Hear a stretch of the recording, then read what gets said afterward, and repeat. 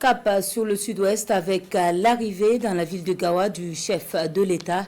Le capitaine Ibrahim Traoré, en séjour, procédera au lancement des travaux de construction du centre hospitalier universitaire régional. Une infrastructure sanitaire de plus de 300 lits qui améliorera l'accès aux soins de santé de qualité des populations.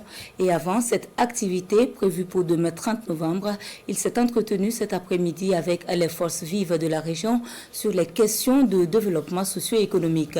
Le compte-rendu sur place avec Christophe Dar. L'État Ibrahim Traoré s'entretient avec les forces vives de la région du Sud-Ouest. Pour planter le décor, le président de la transition évoque l'attaque terroriste du 26 juillet dernier à Djibo. Il loue la bravoure des FDS et appelle les Burkinabés à cultiver le patriotisme. Actuellement, la lutte est à une étape assez cruciale, comme vous avez pu le constater la semaine passée.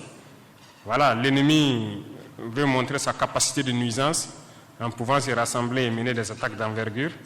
Mais si vous avez remarqué, je pense que les frappes qu'ils ont eues, ce n'est pas de la même intensité que les frappes habituelles. C'est grâce à vous aussi.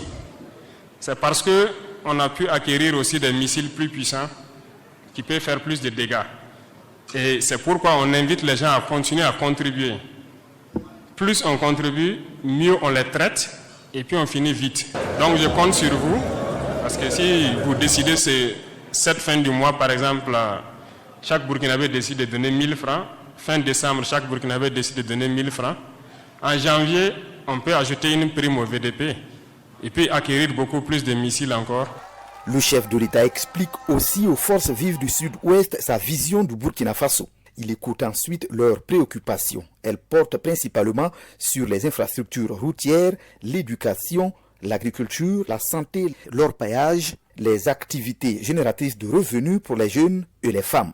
Nous tenons également vous rappeler que l'usine de transformation de l'huile de Souchet, dont la première pierre avait été posée à Tiankoura depuis 2015 par les autorités de l'époque, est restée sans suite.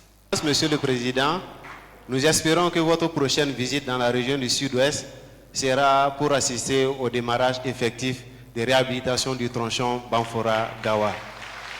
Pour le président de la transition, le Sud-Ouest regorge d'énormes potentialités. Il exhorte les populations à travailler à les mettre en valeur. Et cela se fera selon lui avec l'accompagnement du gouvernement.